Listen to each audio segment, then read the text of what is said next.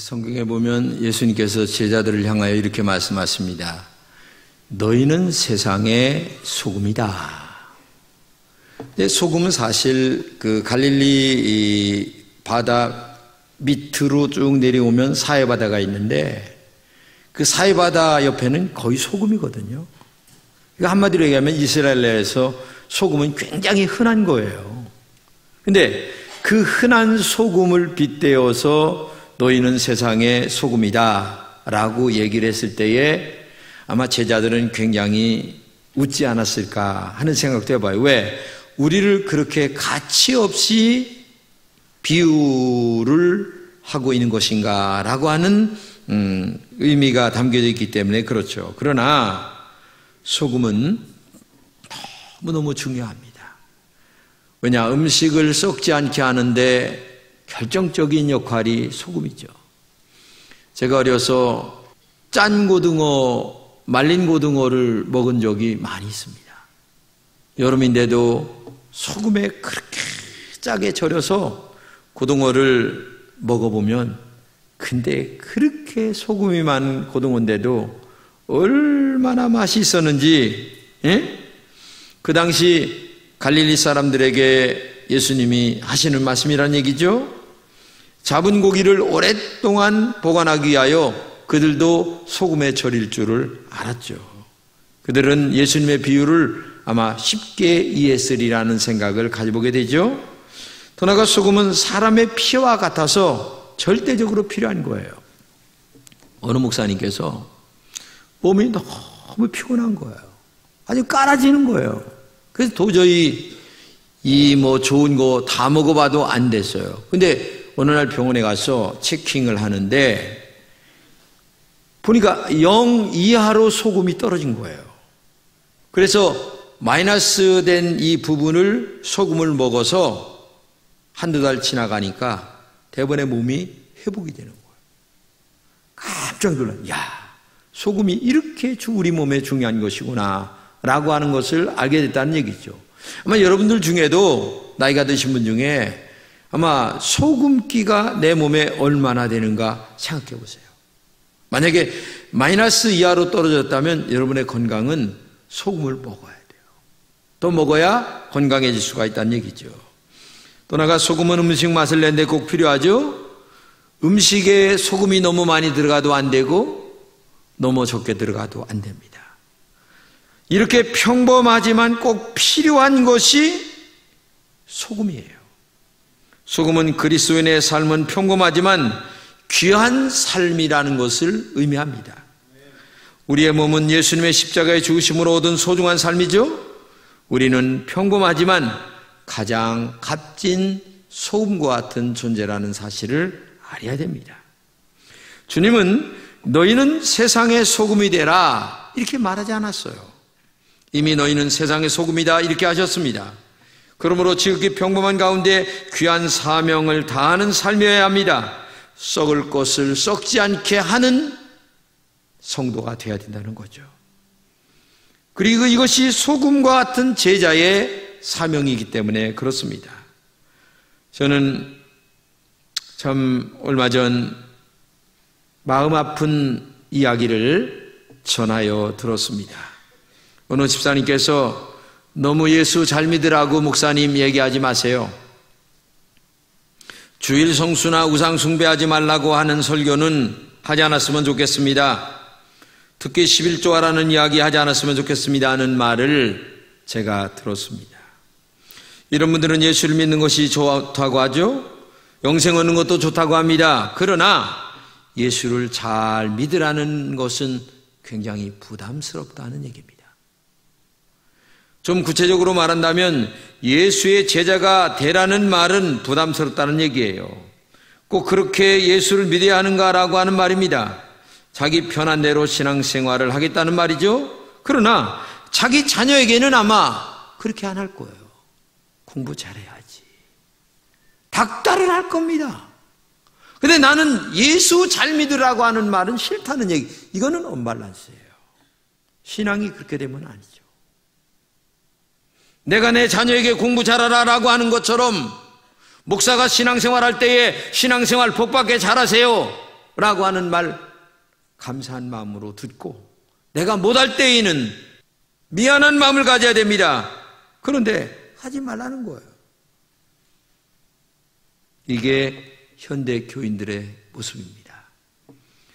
그런데 꼭 십자가를 져라, 자기를 부인하라, 자기 목숨까지 미워하라, 그러면서 나를 따르라, 그래야만 내 제자가 될 수 있다고 하는 말을 해야 되느냐, 그 말이에요. 이런 말씀은 현실을 너무나 모르기 때문에 그런 말을 한다는 얘기입니다. 현대인들은 교회는 나오되 신앙생활은 적당하게 부담 없이 하려고 합니다. 적당한 거리를 두고 믿으려고 합니다. 그래서 예수님 쪽에서도 인정을 받고 세상 쪽에서도 인정을 받는 적당한 신앙생활을 하려고 합니다. 이런 것은 세상에서는 지혜롭게 믿는 처사라고 말할지 모르겠지만, 그러나 엄밀히 말할 때에 그런 신앙은 가장 잘못된 신앙이라는 얘기죠. 예수 믿는 데에는 단계가 있습니다. 교인으로서의 단계와 제자로서의 단계죠. 교인과 제자는 평상시에는 별 차이가 없습니다. 그러나 결정적인 순간에는 반드시 차이가 나게 됩니다. 예수님이 좋은 말씀을 하시면 교인이나 제자는 모두 다 재미있게 다 듣습니다. 그러나 들은 말씀을 실천하는 데에는 교인과 제자는 차이가 너무나 크게 나타나게 됩니다.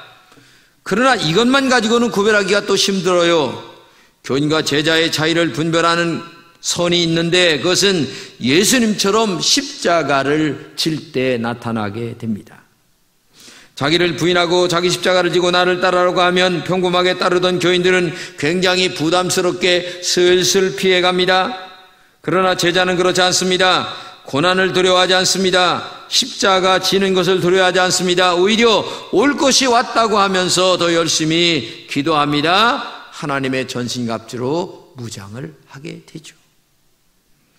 2000년 전 이 땅에 육신의 몸을 입고 오신 예수님의 제대의 관심은 병자를 고치고 죽은 자를 일으키고 그리고 기적을 베푸는 데 있지 않았어요. 예수님의 제대의 관심은 영혼을 건져 그리고 제자로 만드는 데 관심이 있었습니다. 그래서 예수님이 하신 말씀을 같이 읽겠습니다. 시작. 너희는 가서 모든 족속으로 제자를 삼아 아버지와 아들과 성령의 이름으로 세례를 주고 내가 너희에게 분부한 모든 것을 가르쳐 지키게 하라고 말씀하고 계십니다. 예수님의 사역 중 12명의 사람을 불렀습니다. 그리고 12명을 밤낮으로 가르쳤습니다. 그렇게 3년을 한결같이 가르쳤습니다.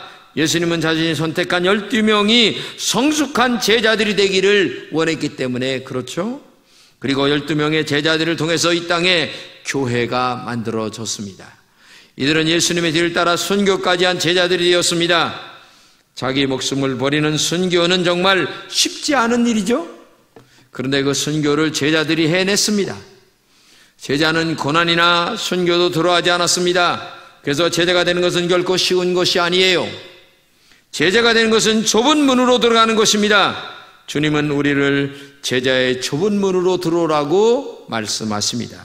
신앙생활을 한다면 교인을 넘어 이제 제자의 단계까지 올라가야 되기 때문에 그렇습니다.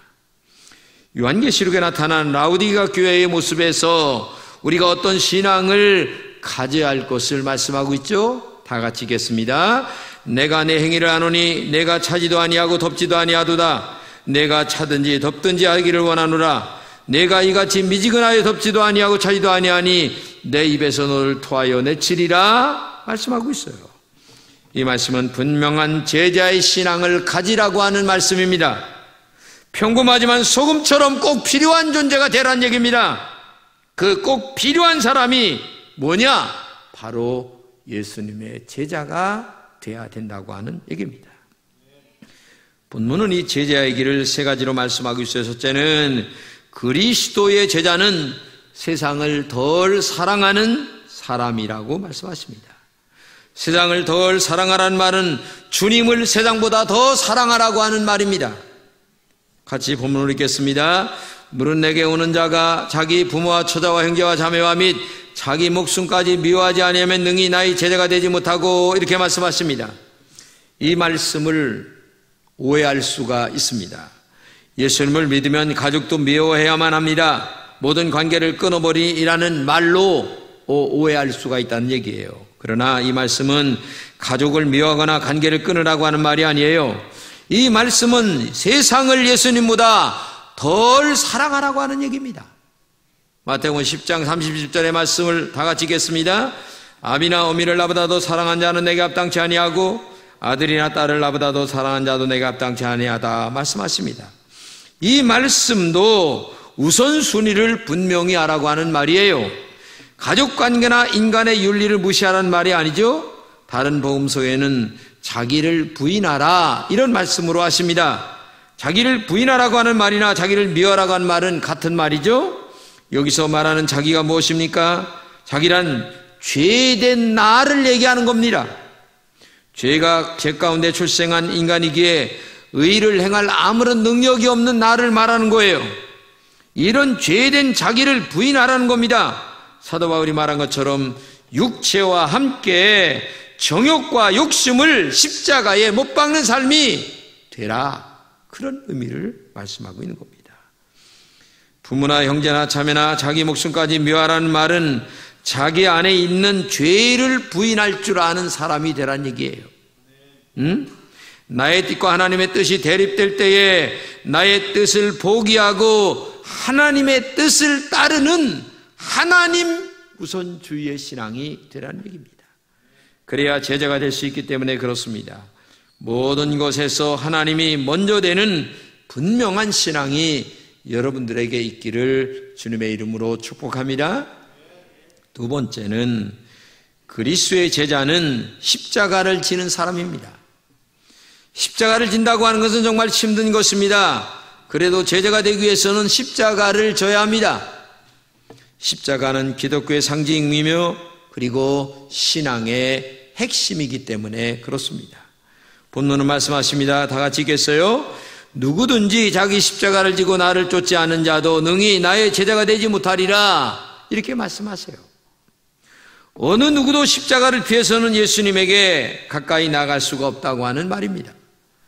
그럼에도 오늘날 많은 그리스도인들은 십자가 없는 기독교를, 신앙을 원하고 있습니다. 예수 믿고 복 받는 것은 좋지만 십자가가 없었으면 좋겠다고 얘기하고 있어요. 이것은 잘못 가르쳤거나 그리고 잘못 배웠기 때문에 그런 것입니다. 우리가 십자가를 지고 주님을 따르지 않는다면 주님을 온전히 따를 수가 없어요. 왜냐하면 주님이 걸어가신 길은 바로 십자가의 길이기 때문에 그렇습니다. 평범하게 예수를 믿기를 원하는 사람들은 예수님이 나를 위해 지신 십자가에 대한 생각은 잘합니다. 그러나 내가 져야 할 십자가는 생각하지 않습니다. 그래서 정말 신앙생활이 성장하지 못하는 이유가 거기에 있어요. 언제까지 어린아이로만 살아갈 작정입니까? 언제까지 우유하고 쭈쭈만 빠를 생각이냐, 그 말이에요. 우리가 하나님을 창조주로 믿습니다. 예수님을 구주로 믿는 신앙은 정말 귀한 일입니다. 그러나 그렇게 고백하는 분이 십자가를 어려워합니다. 십자가를 항상 피하며 산다면 그 신앙은 분명히 균형이 깨진 신앙입니다. 기독교에서 십자가 없는 신앙을 논하는 것은 가장 중요한 본질을 빼고 믿는 것입니다. 자칫하면 미신을 믿는 것이나 다름없는 신앙을 갖게 된다는 얘기예요. 어느 날 베드로가 신앙 고백을 하죠. 주는 그리스도시요 살아계신 하나님의 아들입니다. 이런 신앙 고백을 합니다. 그때 예수님이 야, 너 복이 있다. 그것을 알게 한 것은 하나님이 너에게 알게 했다. 정말 복되다. 이렇게 칭찬하신 다음에 그리고 곧바로 하신 말씀이 십자가를 지고 나를 따르라. 바로 말씀하십니다. 왜 십자가를 져야 하는 이유를 말씀하지는 않았어요. 그것은 나도 십자가를 지고 갈 것이니 너도 십자가를 지고 나를 따르라, 이렇게 얘기하고 있어요. 아무 죄도 없으신 예수님이 나의 죄를 짊어지고 가장 무거운, 무서운, 더러운, 고통스러운 십자가를 지었습니다. 그러기에 나에게 있는 십자가에 대해서는 말없이 따라와라, 그런 말이에요. 바로 이것이 제자의 길이기 때문에 그렇습니다. 여러분에게 여러 가지 십자가가 많이 있습니다. 신앙생활 할 때에 이런 어려움 저런 어려움들이 많이 있죠. 근데 매일 나 교회 잘 다니는데 왜 나에게 이런 어려움이 많이 있습니까? 라고 얘기하지 마시고 이 고난을 잘 짊어지고 이겨나가는 신앙이 될 때에 그게 아름다운 신앙, 축복된 신앙이 될 수 있다. 이것을 기억하고 여러분 바른 믿음 생활 잘하시기를 주님의 이름으로 부탁합니다. 셋째는 그리스도의 제자는 버리는 사람이라는 것을 알아야 합니다. 나쁜 것을 버리기는 너무나 쉬워요. 그러나 나에게 좋은 것을 주님을 위하여 버린다는 것은 그렇게 쉬운 것은 아니에요. 본문을 다 같이 읽겠습니다. 시작. 이와 같이 너희 중에 누구든지 자기의 모든 소유를 버리지 아니하면 능히 내 제자가 되지 못하리라. 이렇게 말씀하십니다. 여러분 제자가 되고 싶죠. 그런데 제자는 자기의 모든 소유를 버리지 아니하면 제자가 되지 못한다는 말씀에 우리는 이런 생각이 들어요. 그렇다면 우리가 교회를 다니면서 알거지가 돼야만 신앙생활을 잘하는 것인가 라고 하는 질문을 하지 않을 수가 없어요. 여기서 버리지 아니하면이라고 하는 말이 중요하죠. 이 말은 작별하다, 절교하다라고 하는 말입니다.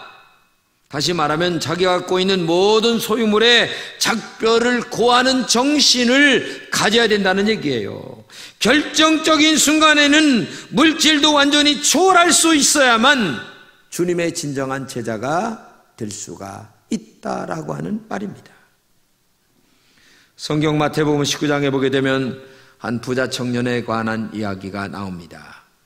선생님, 제가 무슨 일을 하여야 영생을 얻을 수 있습니까? 얘기하니까 왜 묻느냐? 선한 이는 오직 한 분이시다. 그래서 예수님과의 대화가 계속됩니다. 그러니까 예수님이 너 생명에 들어가려면 계명을 지켜야 된다. 그 계명은 10가지 계명 중에서 특별히 이제 뒤에 5계명을 얘기하는 거예요. 그러니까 뭐 이 친구가 자신 있게 얘기합니다. 다 지켰습니다. 거기다 뭘 더 해야 되겠습니까? 이렇게 물어요. 너 정말 대단하다. 어떻게 그렇게 계명을 잘 지키냐? 엄청나다. 그렇다면 내가 한 가지 더 요청할게. 너의 재산을 팔아서 가난한 이웃들에게 나눠주고 그 다음에 나를 따라라. 이렇게 얘기를 하니까 이 친구가 갑작스레 풀이 팍 죽는 거예요. 왜? 돈을 팔아서 가난한 자에게 나눠주고 나를 따르라 얘기하니까 예수님 따르는 것보다 돈이 더 좋아서 사실은 풀이 죽고 따라가지 못했어요. 이 청년이 돌아간 이유가 무엇입니까? 재물을 예수님보다 우선순위에 두었기 때문에 그래요. 물론 그는 남다른 신앙심도 있었어요. 교회 봉사도 남다르게 열심히 했습니다. 하지만 그에게 있어서 심각한 문제는 재물 때문에 더 깊은 신앙으로 들어갈 수가 없었다는 것입니다. 만일 그가 영원한 생명을 얻기 위하여 어떤 희생도 각오하기를 마음속에 결심하고 다짐했다고 한다면 그는 재물보다도 예수님을 선택했어야만 돼요. 만약에 오늘 여기 계신 여러분들에게 오늘 이 부자 청년에게 하신 말씀을 나에게 하신다고 할 때에 나는 어떻게 행동을 취할 수 있을까? 한 번쯤 본인에게 질문해 보시기 바랍니다. 어차피 우리는 한 번 가야 될 인생입니다. 깊게 생각해 봐야 되겠죠. 오늘 예수님의 말씀을 통하여 황금 만능주의 시대 속에서 예수님을 어떻게 믿어야 하는가를 잘 말씀해 주고 있는 거죠. 먼저 자기의 죄를 메워야 하는 것이 중요하죠. 죄를 회개해야 됩니다. 그래야 참다운 제자가 되는 거죠. 그리고 자기에게 주어진 십자가를 질 줄 아는 신앙이 되어야 된다는 얘기입니다. 즉 어디서나 십자가를 질 수 있는 마실레는 소금 같은 신앙인이 되라고 하는 말입니다. 평범한 것 같지만 어디서나 꼭 필요한 소금 같은 신앙인이 되라는 얘기예요. 건강한 신앙을 유지할 수 있는 요소가 소금처럼 말없이 십자가 아래의 길을 걸어갈 줄 아는 신앙, 이게 중요하다는 얘기입니다. 오늘날의 한국 기독교가 세계에서 인정할 만큼 크게 붕된 이유가 어디 있겠어요? 초대교회에 얼마나 많은 핍박과 환난과 눈물과 고통이 있었어요? 그랬는데도 우리의 믿음의 선조들은 그 고통과 괴로움 속에서도 모든 십자가를 줬습니다.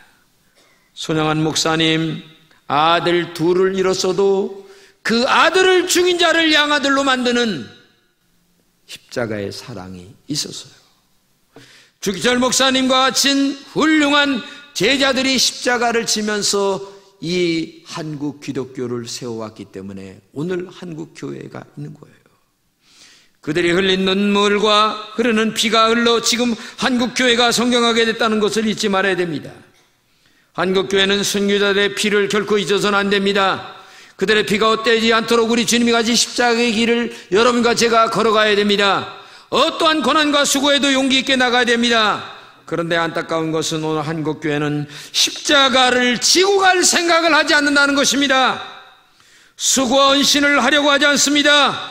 편한 것만 좋아합니다. 예배 참석을 등한시합니다. 전도하기 어렵다고 전도 안 합니다. 교회학교 교사 힘들다고 하지 않습니다. 땀 흘리고 내 몸 바치고 내 물질 들이면서 주님의 거룩한 일에 동참하려고 하지 않아요. 십자가를 지려는 사람들이 점점 적어지고 있어요.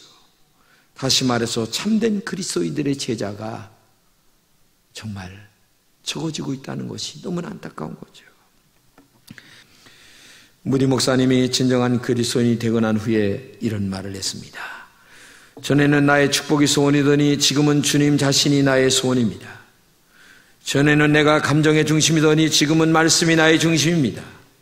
전에는 달라고만 하더니 지금은 쉬지 않고 하나님 찬송하고 있습니다.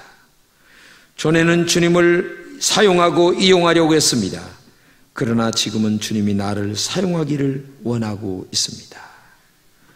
여러분, 누구든지 자신을 포기하지 않고는 주님을 사랑할 수가 없어요. 나 자신보다 주님을 더 사랑하는 오늘의 제자가 필요하다고 하는 얘기입니다. 예수님의 참된 제자로서 예수님을 따르는 길이란 그렇게 쉬운 것은 아닙니다. 예수님께서 가신 길이 고난의 길, 그리고 험난한 길이었기 때문에 그래요. 그러나 그것은 평범하지만 꼭 필요한, 꼭 구원이 필요한 그런 길이었어요. 그렇기 때문에 오늘도 여러분과 제가 소금처럼 아무 의미도 없이 보이지만 소금이 우리 몸에 그렇게 필요한 것처럼 오늘 꼭 필요한 제자로서 살아가는 그런 여러분 되시기를 주님의 이름으로 축복합니다.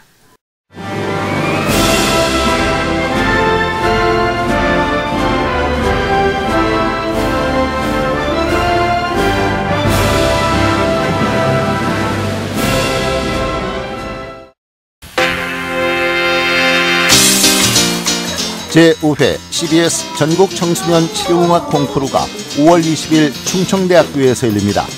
청소년 실용음악 콩쿠르는 초중고 대학 일반부로 나눠 보컬과 기타, 피아노, 드럼, 타악기 등 부문별로 재능을 겨루게 됩니다. 대상에는 문화체육관광부 장관상과 상금 500만 원이 주어지며 각 부문별 최우수상에는 100만 원의 상금이 주어집니다. 신청은 5월 1일부터 14일까지며 자세한 사항은 CBS 전국 청소년 실용음악 콩쿠르 홈페이지를 참고하시기 바랍니다. 청소년 여러분의 많은 참가를 바랍니다.